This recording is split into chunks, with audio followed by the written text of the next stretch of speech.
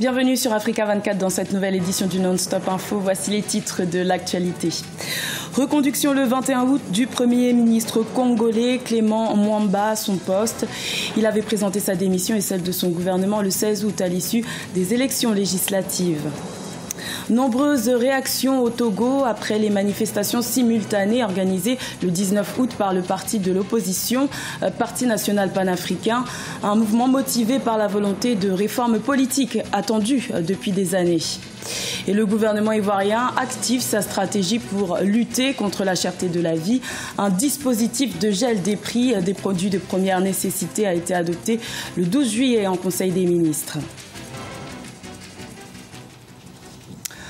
En République du Congo, le Premier ministre Clément Mwamba a été reconduit à son poste le 21 août par le président Denis Sassou Nguesso. Le 16 août, Clément Mwamba avait présenté sa démission et celle de son gouvernement. Une procédure normale après les élections législatives, mais qui est intervenue alors que le pays est touché par la récession économique.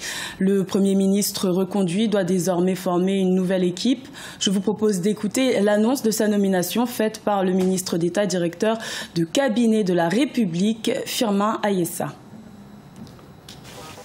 Par décret numéro 2017-371 du 21 août 2017, le président de la République a nommé M. Clément Mwamba en qualité de Premier ministre, chef du gouvernement.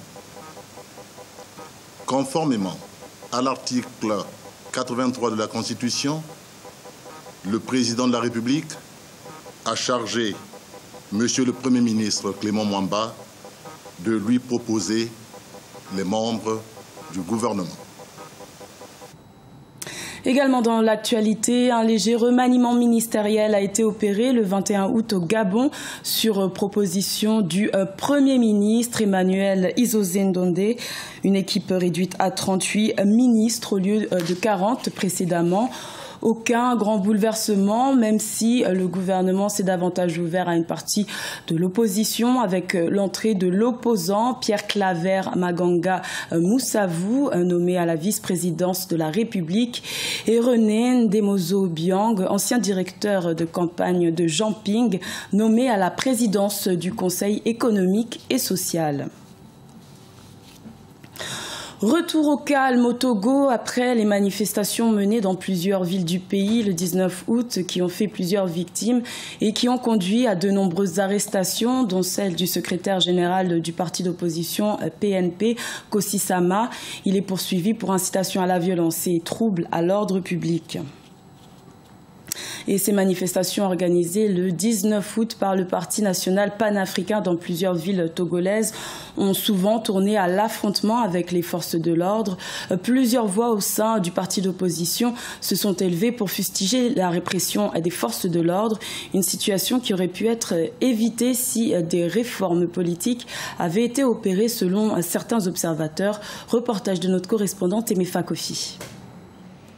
Le Togo connaît ces derniers jours plusieurs manifestations de l'opposition demandant la mise en œuvre des réformes politiques. Après le CAP 2015, une coalition de partis politiques pour l'alternance, c'est au tour du Parti national panafricain d'investir les rues avec en toile de fond le rétablissement de la Constitution de 1992 et le vote de la diaspora. Le 19 août 2017, la manifestation de ce parti a été réprimée, une répression condamnée par les défenseurs des droits de l'homme et faisant craindre des lendemains sombres pour le Togo, selon la Ligue togolaise des droits de l'homme. Après les faits de 2005, il y a eu un accord qui a été signé. Cet accord est vieux de 11 ans. Et je pense que c'est la non-mise en œuvre des recommandations de cet accord qui continue aujourd'hui à susciter le mécontentement au sein du bas peuple. Pour nous, ce qu'il faut faire aujourd'hui pour décrisper l'atmosphère politique qui est aujourd'hui polluée, il faut la mise en œuvre des réformes. Et il y a des réformes urgentes. Et le consensus se dégage autour de ces réformes urgentes. On n'a pas besoin d'aller à une 5e république avant de mettre sur pied ou bien de dire que le mandat présidentiel est limité et qu'ensuite on fera des élections à 2 tours. Selon plusieurs observateurs, la dernière répression des forces de l'ordre sur les manifestants du Parti national panafricain, qui a fait plusieurs victimes, pose plus que jamais l'urgence de la mise en œuvre des réformes politiques. Du côté du gouvernement togolais, cela passe par la commission de réflexion sur les réformes. Je crois que les manifestations de rue aujourd'hui ont montré leurs limites. Il faut soit aller au dialogue, soit prendre part aux travaux qui sont déjà en cours dans le sens de ces réformes-là et avoir très rapidement la voie qui est la plus indiquée. Est-ce qu'il faut passer par l'Assemblée? Est-ce qu'il faut passer par le référendum? Donc on attendra que cette commission finisse son travail et qu'elle tienne compte de toutes les aspirations, de toutes les préoccupations exprimées tout au long de cette tournée à travers tout le pays. Au sein de la classe politique de l'opposition désormais unie derrière le Parti national panafricain, la commission de réflexion ne fait pas l'unanimité.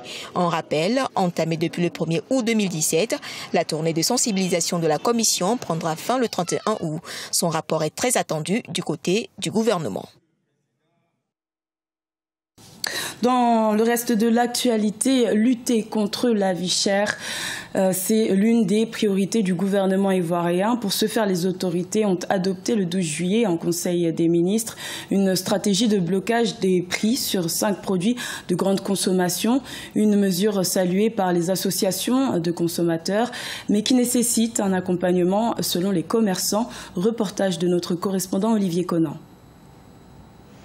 Le gouvernement a décidé le 12 juillet 2017 du blocage des prix de 5 produits de grande consommation pour lutter contre la cherté de la vie.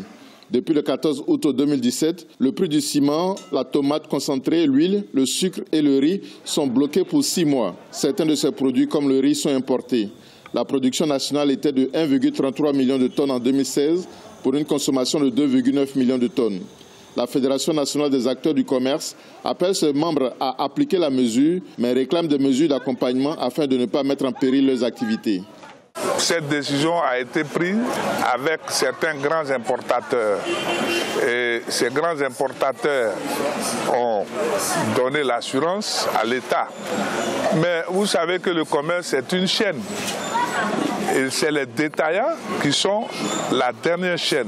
Il y a des détaillants qui nous disent que chez le grossiste, ils prennent la marchandise à 700 francs. Et aujourd'hui, on leur demande de vendre le sucre à 700 francs. Les commerçants réclament la possibilité d'importer directement au bout de 6 mois de blocage en fonction des prix des produits sur le marché international pour éviter les pénuries. Nous souhaiterons que l'État, pendant la durée,